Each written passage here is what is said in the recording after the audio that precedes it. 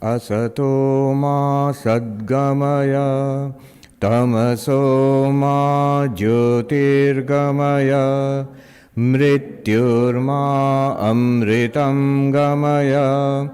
Om Shanti Shanti Shanti. Om, lead us from the unreal to the real, lead us from darkness unto light, lead us from death to immortality. Om, peace, peace, peace. Good morning, everybody. My pranams to Revered Swami Atmagyanananda ji, and pranams and namaskars to all the other monastics, and namaste to all of you, dear friends. Thank you for turning out in such large numbers in spite of the renewed effect of the pandemic. Today, it's a great pleasure for me, as always, to come back to this very beautiful place. I was just thinking, this is a house made of love for God. So you feel it here, a divine presence. We need more such spaces, I think.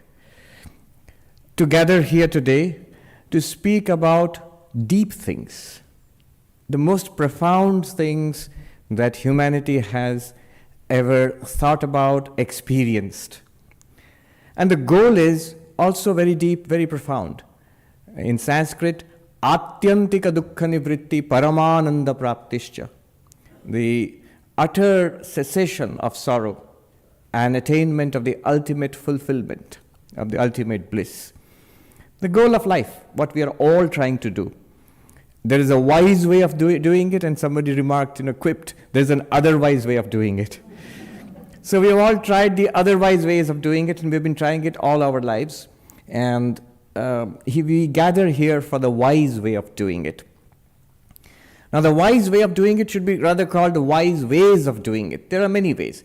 I don't at all claim that Advaita Vedanta is all of spirituality. There are multiple ways, and the different ways are based on different worldviews, different views of the spiritual problem and the spiritual solution. So there is a way of bhakti, of devotion. And this is well known. It is, when you come across the religions of the world, especially the theistic religions, God exists. You don't believe in God, that's the problem. So belief in God is the solution. Faith in God is the solution. In fact, so much so, in this country, the name for religion is faith. So but that's one way. One way is devotion, love. Now, when I'm distinguishing the ways, remember, it's not one or the other. All of these are very valuable, and all of these form part of our spiritual life. But it's good to know the uniqueness of each approach, because we're going to talk about a very particular approach today.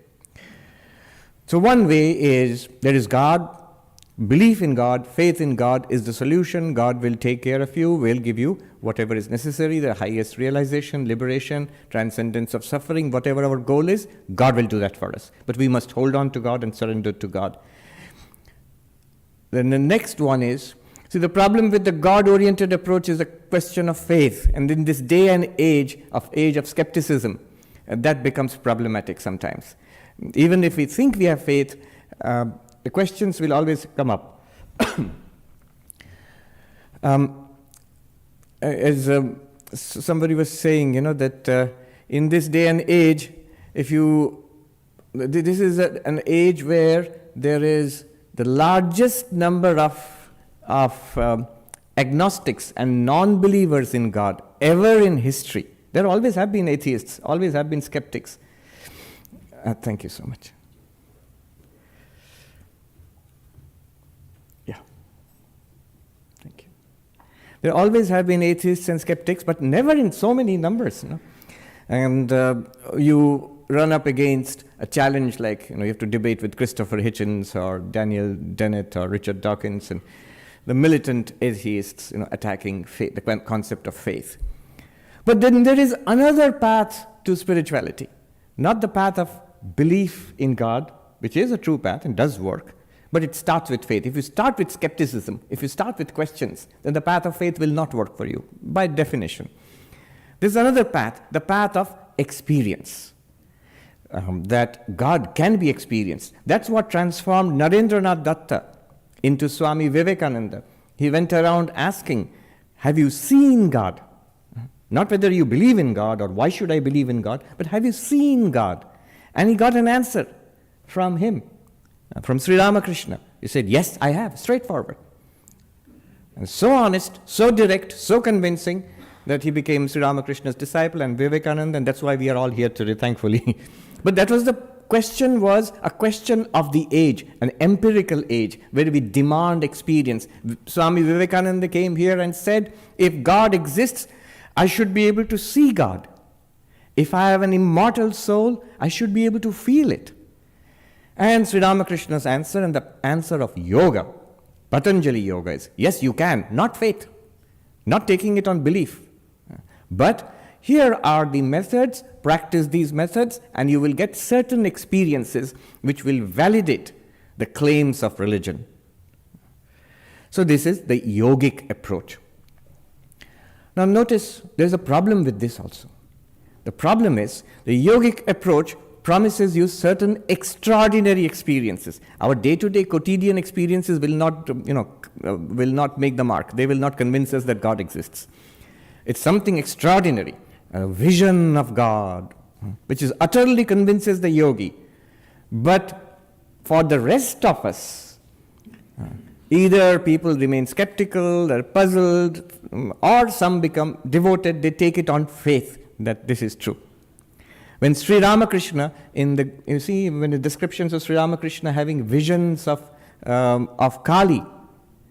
But notice one thing, the people around him, they're all standing in respectful silence or in amazement when he's in Samadhi. They are not seeing Kali. And the problem with that situation is, which mystics throughout the ages have faced. What did most people, how do most people react to a mystic? How did most people react to Sri Ramakrishna? He's mad. This guy is crazy. He claims to be seeing God. How can people challenge this? They can challenge it because they are not having those experiences. It's not a publicly shared experience. We are having a publicly shared experience now. So nobody needs to convince any of us that there is a room and we are sitting in this room, that we have bodies. We even have private inner experiences because we all have that. So we don't need to be convinced about it. But I'm seeing God. I think it was David Hume who said, extraordinary claims require extraordinary proof. So that's the problem. And in today's age, a neuroscientist will not say that you're crazy, that's not politically correct anymore. They'll say that, we don't doubt, Swami, you are having a wonderful experience of oneness with the universe. But you are having it because there is a little clot in your brain on that hemisphere, and it's a blockage, and there's some leakage of blood into a certain place, and makes you feel that way. We don't deny you are feeling one with the universe. That doesn't mean you are one with the universe. We don't deny that you think you are seeing God, but that doesn't mean that you are seeing God. And there are varieties of this. Nowadays it's very popular now. At one time it was taking drugs like LSD to induce experiences. That's what got, I think, Richard Alpert kicked out of Harvard at one time. And now it's back again. There's one drug called psilocybin, I think. And so there are researchers, actual very serious brain researchers taking this and having various kinds of experiences. That does not mean it corresponds to reality. It's just stimulating the brain and getting some experiences. So that might be a doubt. That might be a charge leveled against the path of mystical experience. Now, having delineated these two paths, these two broad paths, a path of faith, a path of actual practices which give rise to certain psychic experiences, which prove actually they do, and all of these paths are valid, actually they do work. Here, the reason I am making these distinctions is, I want to concentrate on a particular path today, which is the path of Advaita Vedanta, the path of knowledge. It does not say you have to believe. In fact, it says that you shouldn't believe. It's like you're going to a classroom and learning physics, and the teacher writes down an equation and says, do you get it? And if you respond, so I don't get it, but you are great, and so I believe you. That won't work. Knowledge is being transferred there. You must get it. So in the path of knowledge, we must get it. Even intellectually, we must begin to understand. Then it's not even a matter of a particular mystical experience.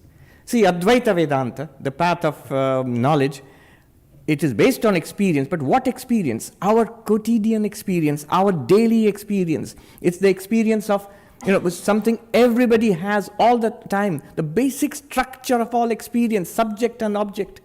Who is it here who does not see, hear, smell, taste, touch? Who is it here who doesn't have experience a body and a mind? If you have that much, who is it here that who doesn't experience waking, dreaming, deep sleep? We all have that. And that's all that is necessary for the path of knowledge to begin. That's all the experience that's necessary. The rest of it will come through a special method called vichara. What is vichara? It's a method of spiritual philosophical inquiry. Vichara, it's a Sanskrit word, an inquiry. A philosophical inquiry, a spiritual philosophical inquiry. Inquiry into what? Inquiry into our already available experience. And the Upanishads, the fundamental texts of Advaita Vedanta, they guide us in this inquiry. They initiate the inquiry. What you have to do is, just today after breakfast, a scholar was asking me that it's all thinking, you can sort of delude yourself into thinking that you have realized or you have understood something. It's still thinking. What about experience? It's actually all the time based on experience. Let me suggest a word. Instead of thinking, instead of reasoning, which can sort of feel like you're doing some kind of speculative philosophy, let's use the word noticing. Noticing is always linked to, rooted to, anchored in experience. Noticing. Noticing, what will you notice? And the conclusions that you draw from it will be given by Vedanta. So that's what we are going to do. What is this unique path as distinguished from belief or faith or worship? That's one. Or meditative techniques to get special, unique experiences, that's two. But what is this unique path of vichara, inquiry?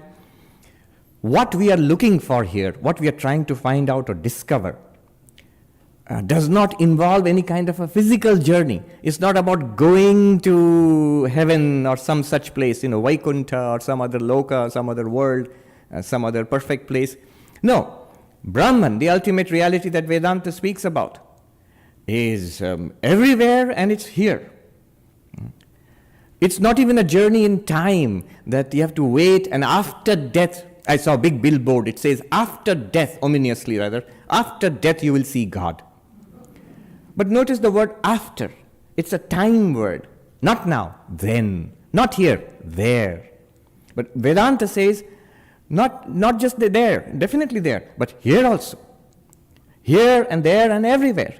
Now and then and every when. And it's also not something else apart from you. That we are not going to seek some other reality, some other God, some other being apart from you. If it's everywhere, if it's every when, it must be here, it must be now. It is everything. So it must be me also.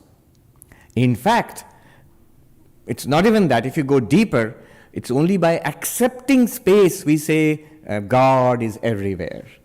Rather, space itself is an appearance in Brahman. It's by accepting time, the time exists, then only we talk about as if it's all the time, as if Brahman or the ultimate reality is something that exists for a pretty long time. No, rather time itself is an appearance in Brahman. We will see all that. It is by accepting the existence of all objects and things that we say God is everything or Brahman is everything. Rather, all objects and things are not. Brahman only is. This is literally what Swami Vivekananda, there was this exchange of poetry with Mary Hale. And she wrote that you have taught, I have understood what you have taught. You have taught that God is everything. And Swami Vivekananda wrote back saying that I never taught such strange doctrine that God is everything. And she was astonished. You said it, that God is everything. He said, no. What I meant was that everything is not, God only is. What you see as everything, and that is actually the reality of God. Now, all of these words I'm using very carefully. They will all become pretty clear over the course of today. All-pervading, eternal, and non-dual. Non-dual means no second reality apart from our real nature. So it's an inquiry. So what is the spiritual journey then? If it's not a journey in space, not a journey in time, not a journey from one thing to another thing, it's a journey from ignorance to knowledge, from not realizing to realizing. And what will take us on this journey is vichara, the path of inquiry, which we are going to talk about today. Now this vichara, we all know what Advaita Vedanta wants to tell us. We have heard it again and again. Doesn't it tell you that you are that ultimate reality? You are Brahman, Tattvamasi, that thou art. You know, the sentence is taken from the Upanishads. They are called Mahavakyas, profound sentences, the great utterances, which sum up the entire teaching of Vedanta. That thou art, Tattvamasi. I am Brahman, Aham Brahmasmi. Prajnanam Brahma, consciousness, awareness is Brahman, the absolute reality. I am Atma Brahma, this very self is Brahman. And they all mean the same thing. You are Brahman, I am Brahman, this very self is Brahman, the awareness, the awareness we feel all the time, that is Brahman. They all mean the same thing. So this is the essential teaching of Advaita Vedanta that it tells us. Now, how do we understand this? How do we realize it? And what benefit does it give us? So this is the subject today. It doesn't get any deeper than this, any more profound than this.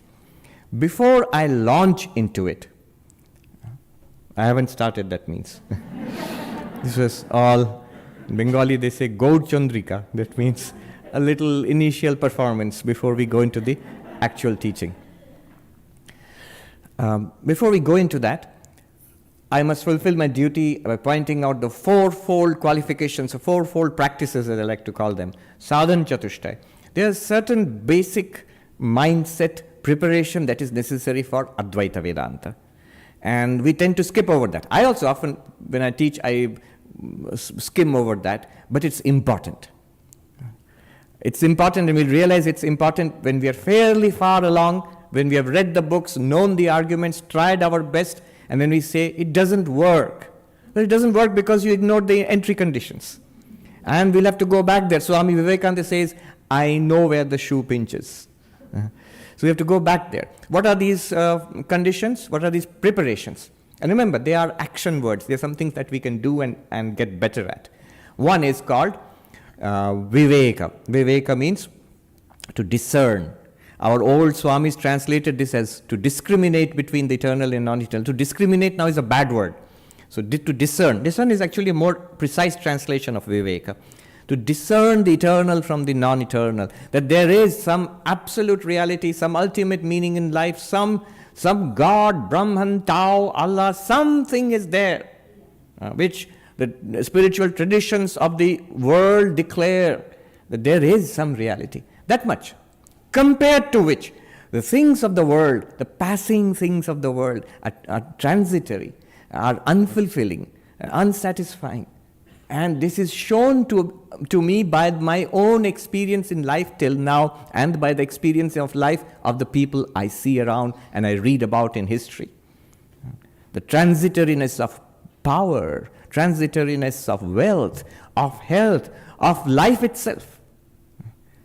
Coming and going and floating like dreams, that is Viveka, that there is some reality to be attained. The second, Vairagya. That reality to be attained is most worthwhile.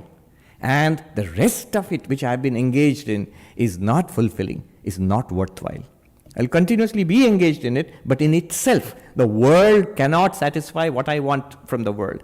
And it's not the world's fault. As we shall see, the world was not designed to give you ultimate satisfaction.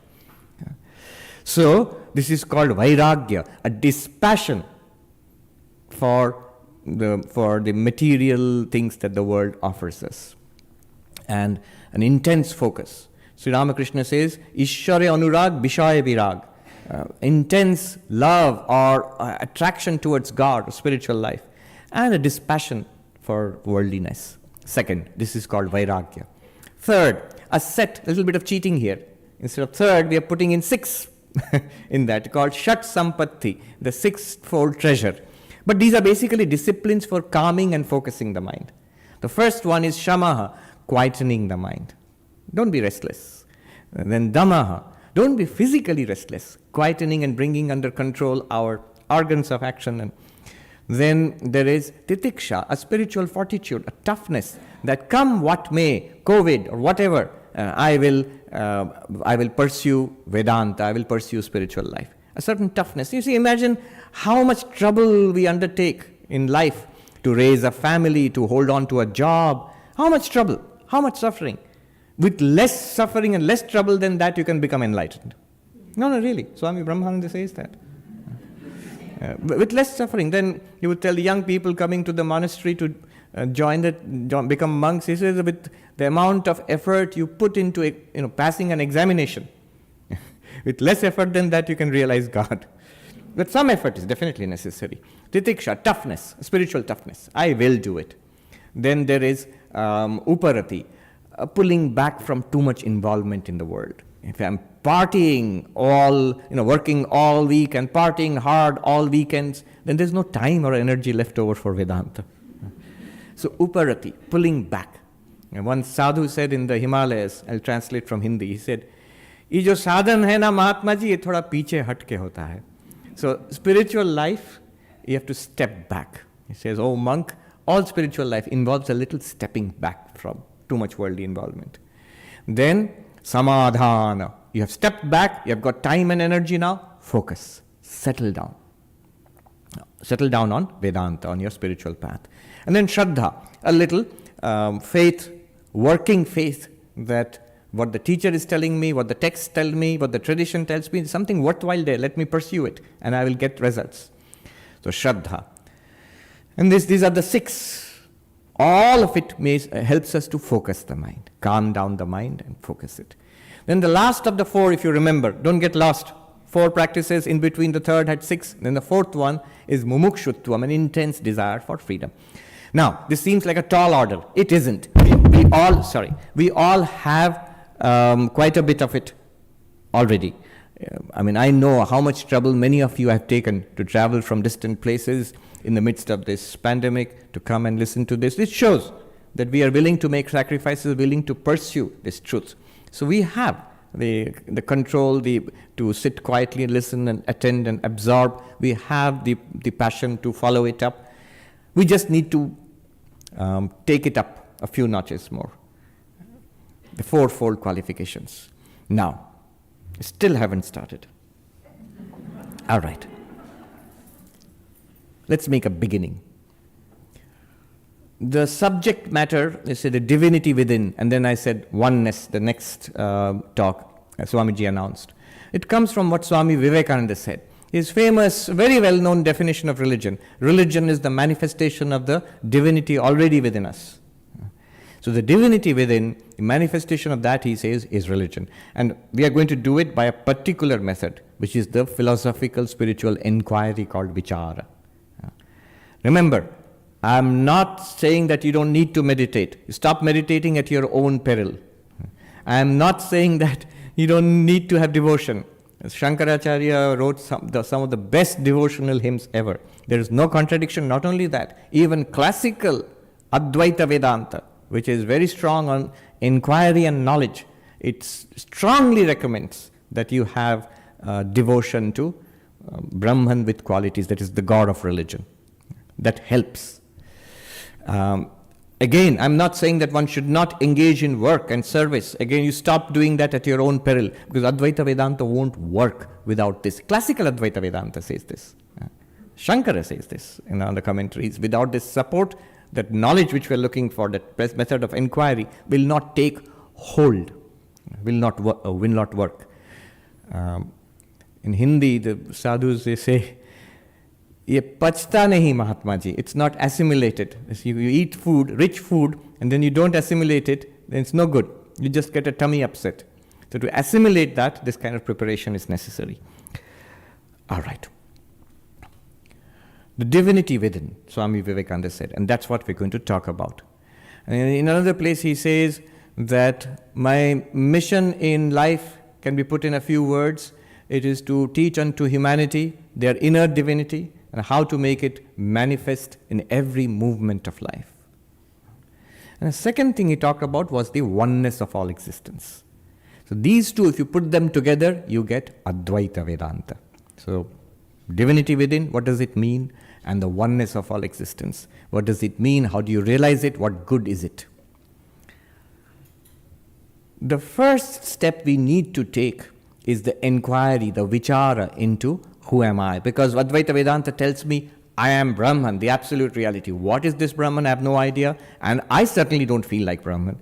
So our problem is we already have a clear idea, or at least we feel we have clarity about who we are. So the moment Vedanta tells me that you are not this, you are that, I resist it because I think I know who I am. Like Mark Twain, incomparable Mark Twain said, it's not what you don't know that gets you into trouble. It's what you think that you know that gets you into trouble. We think we know who we are. So that's where Advaita Vedanta begins. An attack on our preconceived notion, this unexamined notion of what I think I am. And that's what's getting me into all the trouble that I am in samsara. The question that what am I? This question, who am I? What am I? That's where Advaita Vedanta begins. But that's not Advaita Vedanta. I'll caution you. What we will do now is just the first step. And the second step which we'll take in the afternoon session, that is non-dual Vedanta. That's the point that Vedanta is trying to make. That's where it gets really difficult, really profound, and really subtle. And I'm saying that in advance so that you don't, take the lunchbox, let's go home. I have had enough of philosophy, so then you don't get anything. This is preparatory, but what Vedanta wants to point out, that's going to come after lunch. So you're going to have to wait. But without this, what we're going to do now, without this, nothing will work. The inquiry into who am I or what am I. I think I know who am I or what am I. And then Vedanta says, you know. Pray, do, tell us. What do you think you are? Point yourself out to us. Here, this is who I am. Now Vedanta begins from our preconceived feeling that I am this thing. What are you? Point yourself out. Here. What is this? It is I. What will happen now is Vedanta will give us certain, what looks like arguments. These are arguments designed to appeal to our understanding, but they are not mathematical proofs. They are more like, lawyers argue to persuade the judge and the jury. So they are like persuaders to get you to see not in this way, but in another way. And what do you do with this? The methodology of vichara, of inquiry, is shravana, manana, nididhyasana. Threefold. Hearing, reflecting, meditating. Basically, this is how you learn anything. You turn up in class and you listen to the teacher, read the textbooks, you think about it, and then the professor will say, you don't get it? No. You sit with it. Sit with it quietly, what you have read and what you have reasoned about. You'll get it. You'll make the breakthrough. That's exactly it. Shravana, manana, nididhyasana. I was so happy to hear a Tibetan monk say that our method in Tibetan Buddhism is hearing, reflecting, meditation. I said, perfect. This is exactly it. And it has to be like that. What else could it be? Again, you said, did you say meditation, but didn't you say we are not on the path of meditation? Remember, meditation is not by itself. It's meditation based on what you have reasoned about, which is based on what you have heard. So what you have heard or studied is the foundation. Shravana is the foundation. It's like going to class and saying, oh, the teacher told me, you'll need to listen to me and think about it, and then sit real quiet with it, and then you get it. So let me jump to the last one. I'll just sit really quiet. I won't go to the class. I won't read the books. I won't think about it. I just sit really quiet. Will I learn physics? No. You'll fall asleep. That's what's going to happen to you. So Shravana, Manana, Nididhyasana. Listen to the argument. Ask yourself, what was the argument? First. Second, did I get it? Or I have some questions. That's the second stage. Finally, is it real for me? Is it a fact? Or does it sound theoretical? So 3 questions. What did he say? Do I get it? Do I understand it? And third, is it a fact? Notice. Not just thinking, notice. Is it a fact? Body. Am I this body? Immediately the first argument is introduced. Notice that the body changes.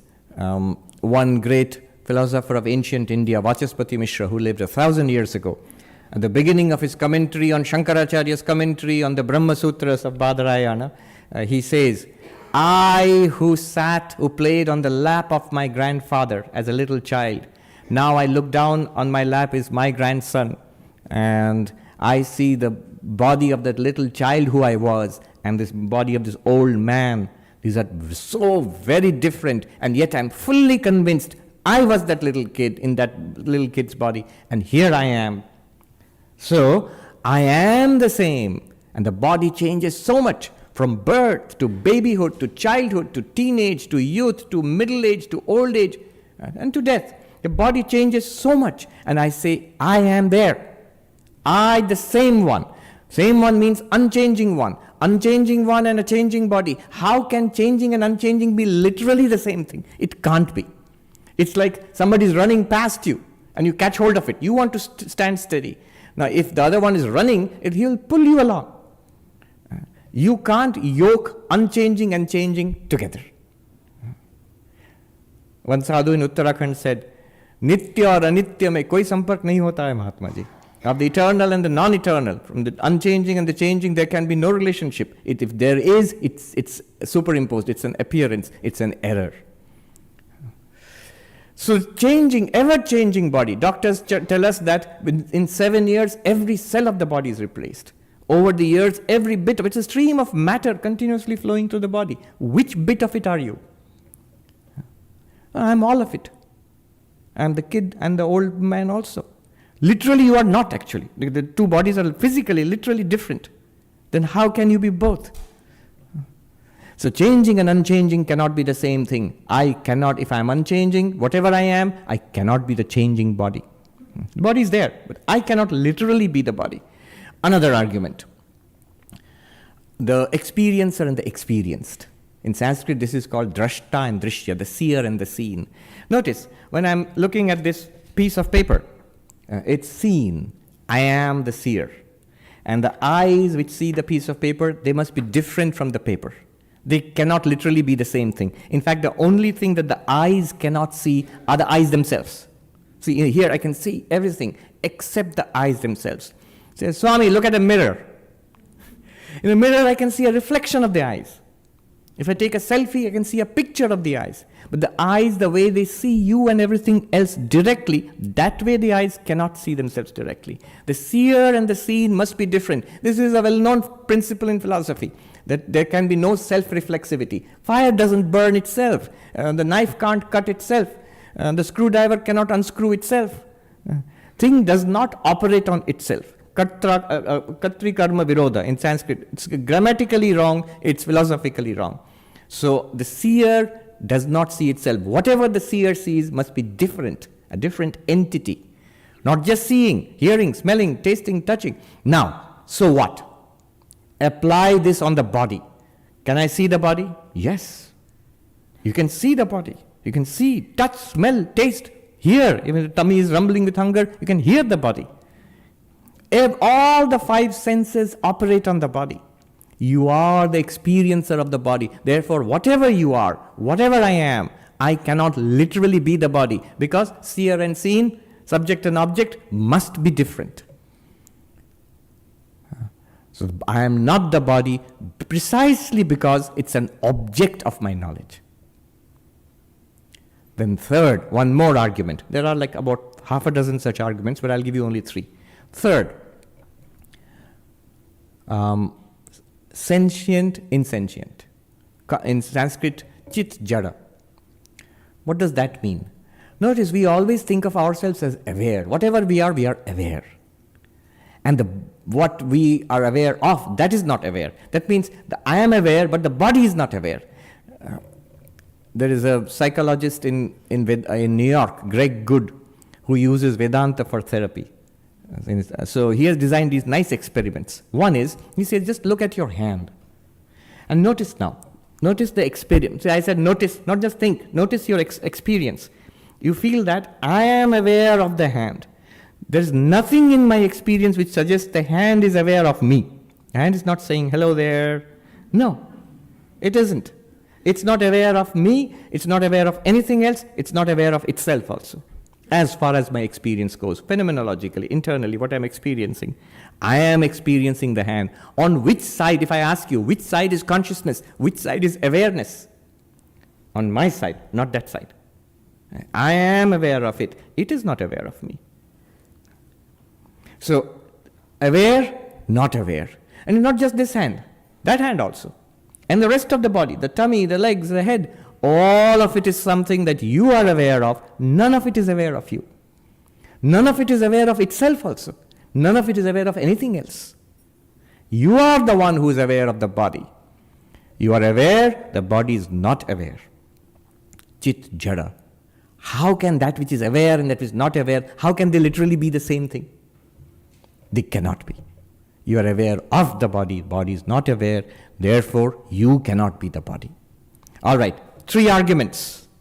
What do you do with them? Listen carefully, what are the arguments? There are many more.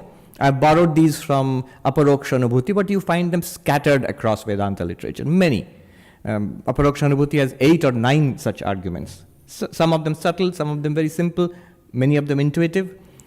They are meant to persuade you to think, at least create a little space psychologically between yourself, your self-image and the body. Changing, unchanging. In Sanskrit, savikara, nirvikara. Therefore, I am not the body. Seer and the seen, drashta, drishya in Sanskrit. Therefore, I am not the body. Aware, not aware. Sentient, insentient. Chetana, jada, chit, jada. Therefore, I am not the body. And we say that, yeah, I know, you are tricking me. I never meant I'm literally the body. But I am here in this body. I am embodied. I'm a person. I'm a mind. I have thoughts, feelings, emotions, memory, personal history. I'm a person. Yeah, in a body. Embodied. That's what I meant. Aha. So now you think you're a person. A mind. Yes. Let's apply the same arguments to the mind. Does it work? Does the mind change? Oh boy, does it change. So fast, so much. I was sleepy in the morning, cup of coffee, I'm alert. I was upset some time ago, now I am calm. I was curious, now I am bored. I hope you're not bored. Be curious. The other way around. I was bored, now I am curious. So the mind changes. And all in the matter of a few hours since you woke up today in the morning till now, how much the mind has changed. Imagine over a lifetime how much the mind changes. Thousands of thoughts, feelings, emotions, memories floating through. Imagine the mind we had when we were little kids, when you were 16 years old. We might be embarrassed to think of that. That was my mind? Was I thinking those thoughts? Were those my goals in life? That's how I spent my time, my days? Go further back, you'll be embarrassed even more. When you were, say, 5 years old. Imagine the mind of the baby, 2 years old, 6 months old. Babies too have thoughts, at least emotions, perceptions. How different it could be the mind of an alien. How different from this mind. And yet I have to admit, I was there. I can't say that was a different person. Mind changes dramatically through the day and through our lifetime. And I admit I am the same one who experienced that mind, who is experiencing this mind. I have an intuitive feeling of the continuity of my own existence. Changing and unchanging, I cannot be the mind. Mind is there, but I literally am not the mind. In Hindi, it sounds funnier when I say this. Objection. Somebody said, look, you're playing with words. Why can't I say, I was all of that? It's just like the body, I was all of that. You were depressed, now you are happy. I was all of that. I was the one who was depressed, now I am the one who is happy. What's wrong with saying that? And the Swami who was teaching this, he said in Hindi, main gadha bhi aur ghoda bhi. I'm an ass and I'm a horse also. Notice philosophically, when you say literally, I am this, and I am something diametrically opposite, you're contradicting yourself.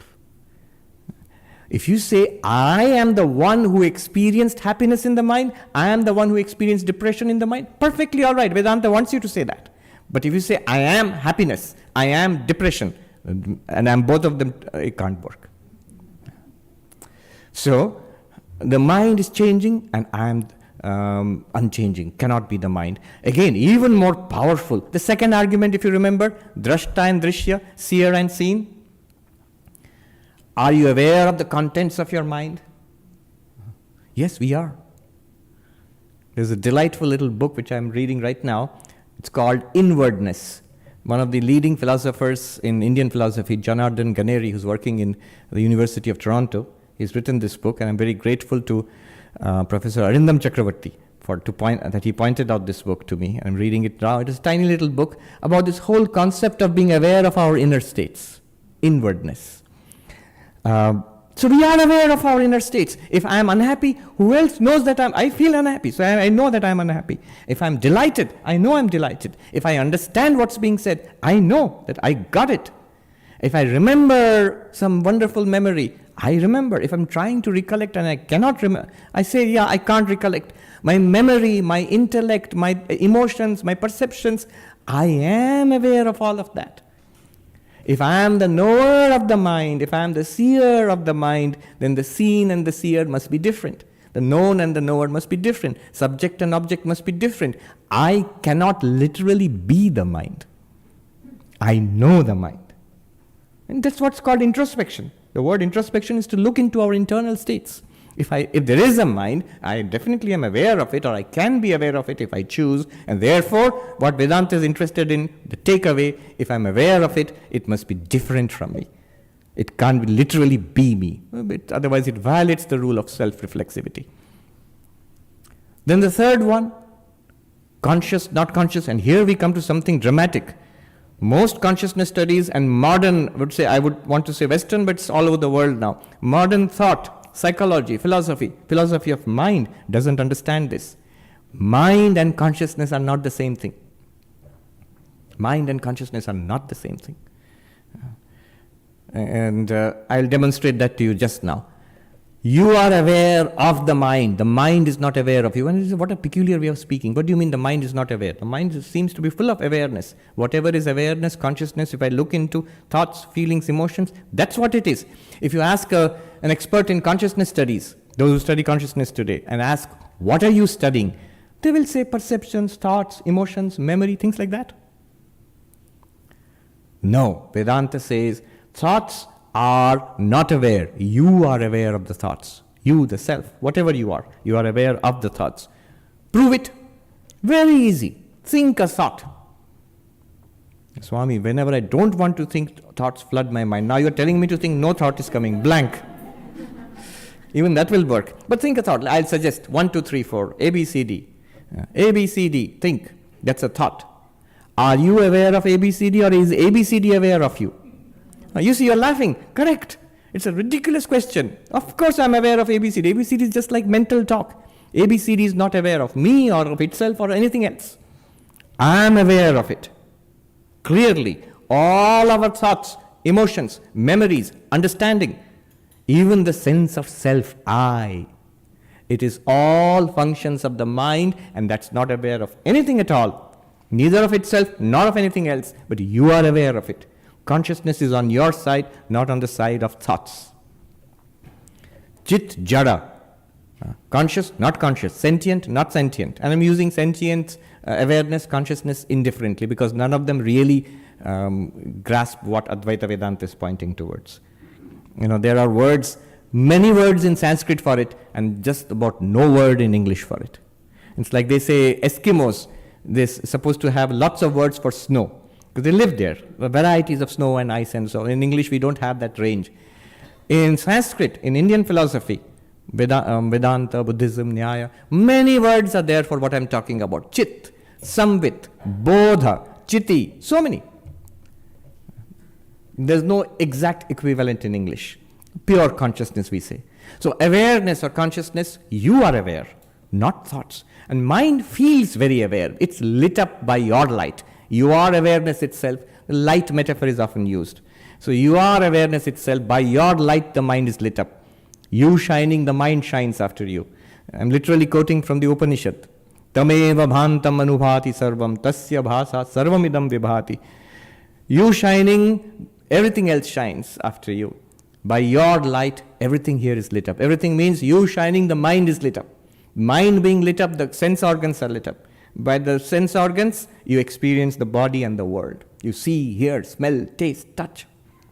But the light behind it all is consciousness. Every day we sing here.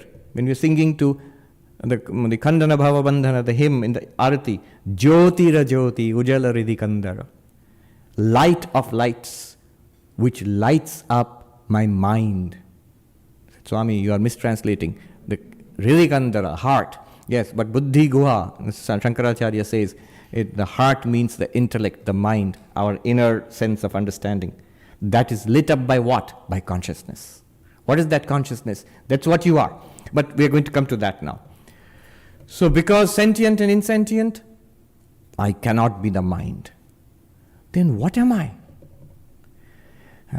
One thing is constant. One is that I exist, surely. That's what Descartes arrived at, his whole cogito project, that to doubt whatever could be doubted. Finally found that I think, that's one thing that I cannot doubt. If I doubt that I'm thinking, that's also a thought. So the thinker of the thoughts exists. Vedanta would reverse it. I exist, therefore I think.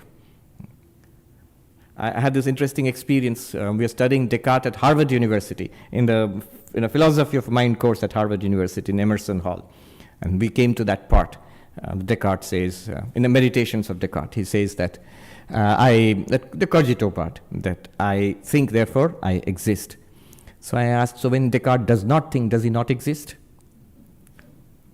Suppose Descartes falls asleep, does he disappear? Does he pop into existence every time he wakes up or has a thought? Now, I exist, therefore I think. When I think, it shows that I exist. When I do not think, that also shows that I exist, because not thinking is also an experience. Experience of objects and experience of the absence of objects. Experience of thoughts and the experience of the absence of thoughts. So I exist. That is absolutely sure. There's no doubt about it. In fact, a philosopher, not very studied these days, Malkani, G.R. Malkani, he points out that Advaita Vedanta builds on the certitude of one's existence and shows that certain existence to be infinite. I think it's a beautiful way of summing up what Advaita does. I exist, sure, no doubt. Everything else can be doubted, but my own existence cannot be doubted. Now, the problem is my own existence is a troubled existence. I have no problem. I know I exist, but that's the problem. I have poverty, I have relationship problems, health problems, academic problems, professional problems.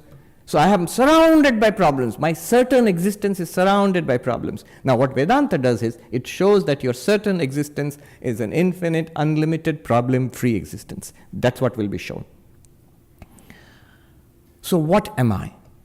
I am this certain existence which is also consciousness. This is called Sat and Chit.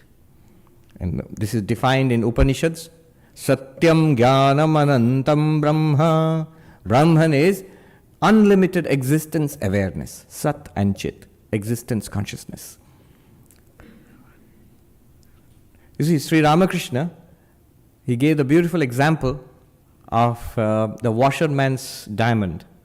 So the washerman found a rock, a rather peculiar rock, and he used it to scrub laundry. Now I'm thinking about a washerman in India, the traditional washerman who will come to your house with his donkey and take your dirty laundry, load it up on nowadays he would come in a bicycle and load up your dirty laundry on a bicycle and take it to the river bed, and there you don't want to see what he does to your laundry. He pounds it and then scrubs it, but he gets it clean. So this washerman found a rock and he used it to scrub dirty laundry. It was diamond, but he didn't know. He was poor and uneducated, but he knew it was strange enough that it merited some inquiry. So he went to his friend, the vegetable seller, and asked him, "What do you think about this? It's a pretty rock. I'll give you 10 rupees for it." Luckily, he didn't sell it for 10 rupees. He went to somebody else more knowledgeable, finally ended up with a diamond merchant. And the point of the story is the diamond merchant told him, it's a magnificent diamond. I'll give you 1,000,000 rupees for it. And so all the poverty of the washerman was removed. But notice, he always had the rock with him. He had the diamond with him. Not only did he have it, he was using it also. But what was he using it for? For scrubbing dirty laundry. He did not know what it was and what its value was and how it could completely transform his life. We have it all the time. We are it. And we are using it all the time. What are we using it for? We are using it for seeing and hearing and smelling and tasting and touching. We are using it for fighting, being happy, being miserable, being angry, being delighted. We are using it for science and art and religion and Vedanta. All of what we are doing in life, consciousness. Notice, when you are seeing right now, are you aware or not aware? You're aware, you're conscious. When you hear, you're conscious. When you use any of the sense organs, we are conscious. When you shut our eyes and sit quietly and think, are you conscious or not conscious? You're conscious. When you remember something, are you aware? Are you conscious? Of course. If you're unconscious, you couldn't remember. When you fail to remember something, are you conscious or not? You're conscious. You're aware. When you are emotional, angry, are you conscious or unconscious? You're conscious. All throughout, like a golden thread, runs the stream of consciousness in all our daily activities, in all that we do in life, in the days and years of our life. One thing is constant. That is consciousness. Quite apart from seeing, hearing, smelling, tasting, what you are seeing, what you are hearing, that's different. That comes and goes. But one thing is constant. Consciousness is you're conscious, continuously conscious. In fact, even to see God, to see Kali, Sri Ramakrishna had to be conscious. So no, Swami, read it carefully. He lost consciousness. He lost consciousness of outward things. If you ask him, he says, contemplating bodha, contemplating consciousness, does one become unconscious? Sri Ramakrishna says. Inwardly is full of consciousness. Consciousness is continuous. And Swami, here is something else they're talking about, something extraordinary, not our day-to-day humdrum. It is day-to-day. It's the diamond. We're using it as a rock to scrub dirty laundry. We don't realize what it is. Advaita Vedanta wants to show us. You see, Advaita Vedanta is not interested in the contents of our experience. Advaita Vedanta is interested in the very nature of experience, in that which makes experience possible. Somebody went towards Swami and said, I have all these sorrows, I have all these troubles. I'm not interested in your troubles. The Swami shouted at him. And the man was shocked. That's so cruel. I'm not interested in your troubles. I'm interested in you. Which makes a gap between my troubles and myself. It opens up a psychological space.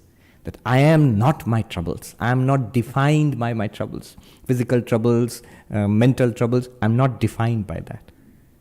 Those are the contents of my experience. They keep changing. One thing does not change is consciousness. Consciousness is always shining. When all things subside and you fall asleep, nothing in the world, you're not even aware of the body, an entire dream world comes up. Various kinds of dream experiences. Consciousness lights up that. When that subsides, deep sleep, you say, Swami, got you. There's no consciousness in deep sleep. In fact, in deep sleep, according to Vedanta, there is only consciousness. There is nothing to be conscious of. Or at most you might say there is a blankness. There are two ways of expressing it. There is no object to be conscious of. It's like light streaming from the sun through the darkness of space towards the earth. You look up there, it seems black. It seems dark. It's full of light. How do you know, Swami? When a comet passes through it, I think there was a report that this month we will see thousands of meteorites. But when a comet passes between the earth and the sun, you will find a glorious display, the tail of the comet, blazing display. Now, does the comet come with its own light? No. It's just reflecting the light already streaming through space from the sun to the earth. So, it's shining with the light which is already there. But without the comet, what did it look like? Dark. Black. Dark. Why? If there's light, why doesn't it look all lit up? Because there's no object for the light to reflect off. Similarly, I'm conscious in deep sleep. But there is nothing to be conscious of. Notice, consciousness and mind are different. Mind is shut down, and that's deep sleep. Waking, dreaming, deep sleep are not states of consciousness. They're states of the mind. Active mind with sense organs, waking, lit up by consciousness. Semi-active mind, cut off from the body and sense organs, dreaming within itself, lit up by consciousness, dream state. Inactive mind, hibernating, sleeping, lit up by consciousness, deep sleep state. So, but it's not true. In deep sleep, I don't feel I am in deep sleep. I'm conscious of nothing. If you thought that, then you wouldn't be in deep sleep. That's a thought. See, that's why it's so important to distinguish the mind from consciousness. Consciousness is constant, ever shining. Not only ever shining, notice, it is free of all the thoughts, feelings, and emotions. Whatever comes and goes in consciousness.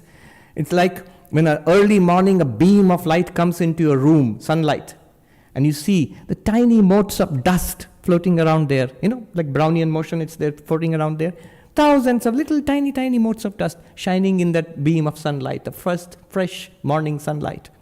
Like that, you are the ever streaming, ever shining consciousness in which, like tiny motes of dust, how many thoughts and how many ideas and how many miseries and tragedies, how many delightful things, they are shining, floating around and disappearing. You are that ever present and ever free consciousness, which is free of all the comings and goings of thoughts and emotions and ideas. How many bodies have passed away? How many lifetimes have passed away? In Panchadash it says, Masabda yuga kalpeshu gata gamyeshu anekadha nodeti nastameti samvidesha swayam prabha. Months have come and gone, consciousness shines, and years have come and gone, consciousness shines. Lifetimes have come and gone, that one consciousness shines. And eons have come and gone. Universes have cycled and recycled into existence and disappeared and again come into being. Consciousness shines. It neither rises nor sets. This one ever-present consciousness. Is it miserable ever? No. Is it desirous, happy, fulfilled? No. All of that depends on the mind which is revealed by consciousness. What does it seek? Apart from the body, apart from the mind, what does consciousness need? Nothing. It's only in connection with one body and mind we have a whole range of needs. What is consciousness disappointed about? Nothing. What is consciousness guilty about? Nothing. What spiritual project does consciousness have? I have to put my mind in samadhi. I have to go to Vaikuntha, to heaven. No. In fact, Ramana Maharshi, there's a very cute story which I like about Ramana Maharshi, the great teacher of non-duality. He would teach, who am I? Find that out. So one simple devotee came to him, a simple man, and said to Ramana Maharshi, I really don't care much for your who am I. I really love God, my Narayana, the Lord Narayana, I love Narayana. Is it all right? And Ramana Maharshi said, yes, it's all right. But after death, will I go to Narayana? Ramana Maharshi said, yes, you will go to Narayana. Oh, good. And will I see Narayana? Will I see God after death when I go to Narayana? Yes, you will see. I'll see God. I'll see Narayana. Yes. And will Narayana see me? Will he see me? Yes. Oh, God will look at me. Yes. Will he speak to me? Will he speak to me? Yes. God will speak to you. Narayana will speak to you. What will he say? What will he say? He will say, find out who am I.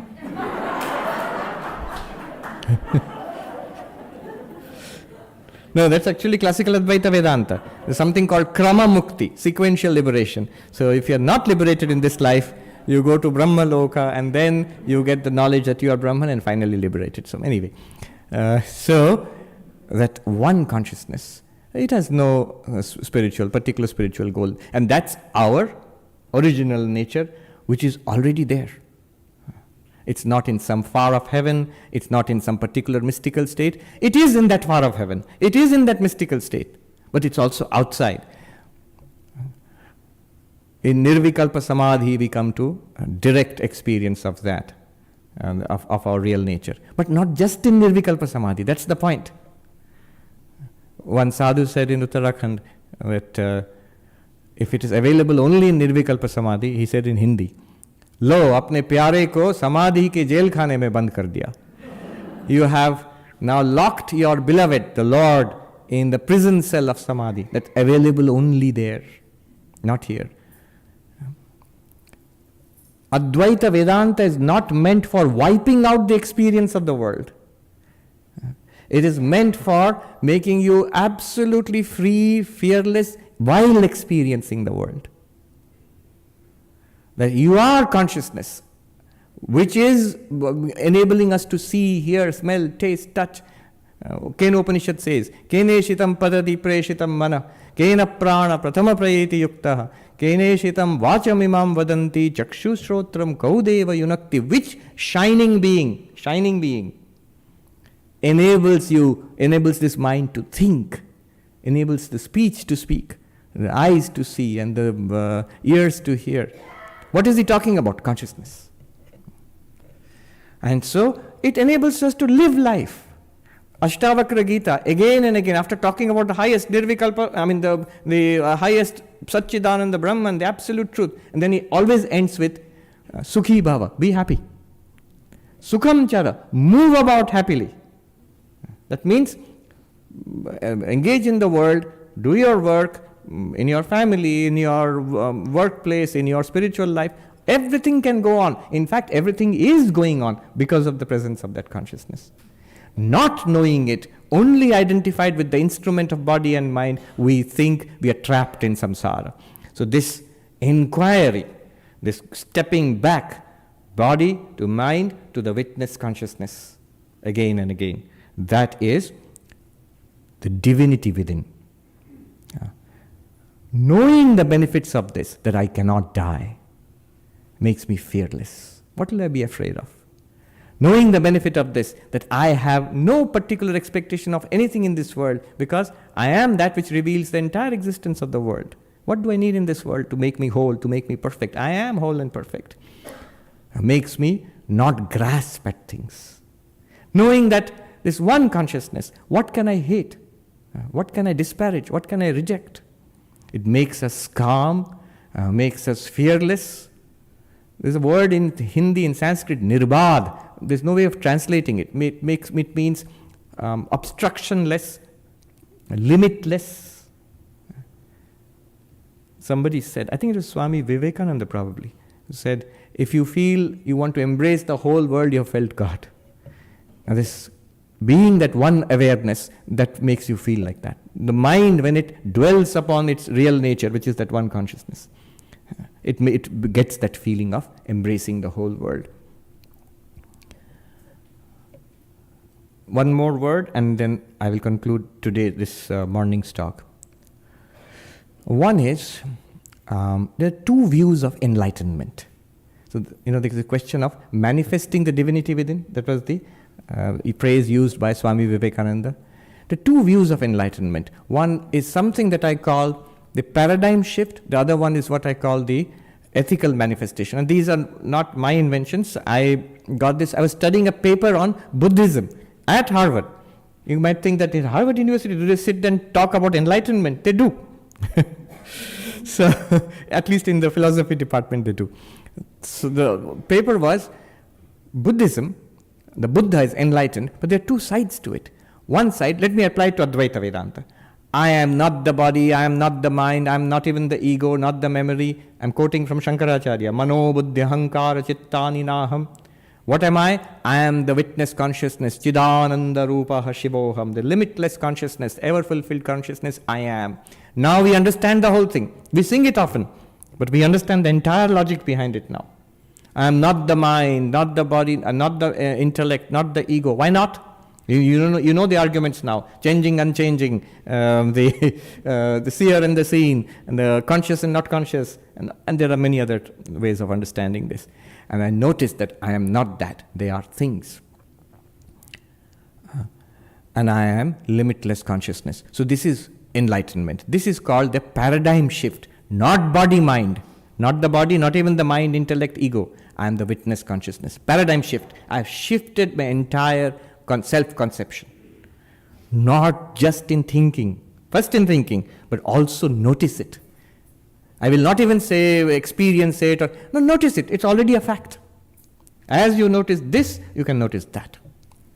Notice it. When you notice it, it becomes a fact. But that's just one side of enlightenment. When we think about the Buddha, when we think about Swami Vivekananda, Shankaracharya, we want not only that person knows I am witness consciousness, Shivoham, but also the qualities of a Buddha, the qualities of a Vivekananda, the qualities of a Shankaracharya. We want that in our life.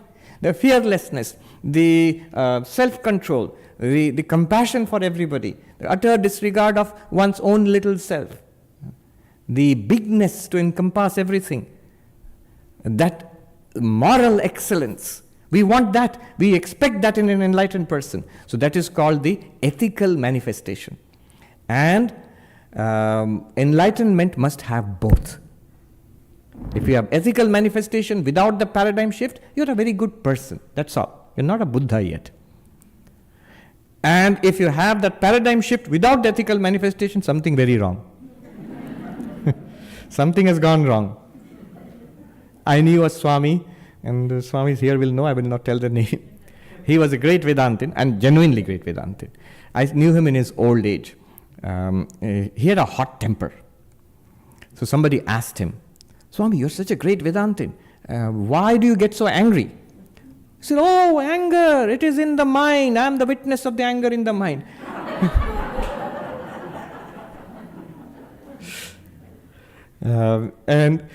But I'm sorry, that's not very convincing. One sadhu said in Uttarakhand, Rota hua jnani kisko pasand hai? A jnani who's enlightened, but who has got so many complaints. I've got anger, I've got greed, these people are against me, and that. This is not a very good, convincing advertisement for Advaita Vedanta. So I am enlightened, but I can't display any of the qualities of being enlightened. Something wrong there. So both must go together. Paradigm shift and the ethical manifestation in my life. I must live that realization. All of this is beautifully captured by one word used by Vivekananda. Manifestation of the divinity within. That's why the word divinity, it sounds like an archaic English word, but it includes both our divine nature, but also the divine thinking, speech and behavior. That must manifest. So this is enlightenment, manifestation of the divinity within. Okay. Why do I need the second lecture anymore? All this sounds great. Now I must make a confession. At the risk of rotten tomatoes being thrown at me, I was pulling a fast one on you. Don't take anything I said seriously. Whatever I said now. The arguments I gave, changing, unchanging, seer, seen, conscious, not conscious. I am a consciousness apart from body and mind. That is the pure nature of the self. Swami Vivekananda in one place in Practical Vedanta lectures calls these childish arguments. They don't stand. There's a reason why we did that. In order to be clear that I am not the body-mind. But to think that apart from the body and mind, apart from this universe, there's some separate thing called an Atman, Brahman, consciousness. A separation. That is not Vedanta. It's entirely not Vedanta. And here I'm quoting Shankaracharya, after having done exactly what I have done, in great detail, showing that you cannot be the body, cannot be the mind, you are the witness consciousness, free of the body and mind. Then he says, nothing whatsoever ever has been achieved by doing all this. He says, what more have we said more than Tarka Shastra, more than Nyaya? The arguments which I gave you till now are not Vedanta. They are Nyaya. And they are, some of them are Buddhistic arguments, and they are Sankhya arguments. If you stop here, you end with a duality. Do you not see? I am consciousness. Conscious of what? Mind, apart from me. Body, apart from me. World, apart from me. And this leads to an alienation. I am separate from everybody and everything else, including my own body, mind. Now that understanding that I am not the body and mind, that's the valuable thing. But this separation is not non-duality. How is it non-duality? It's the absolute duality. Sankhya system is a dualistic system. This is where we have arrived. To know where we take this, how is non-duality achieved, what is wrong with this view, And how is non-duality achieved? How does Vedanta and Buddhism meet? Afternoon session. Om Shanti Shanti Shanti Hari Om Tat Sat Shri Ramakrishna Arpanamastu.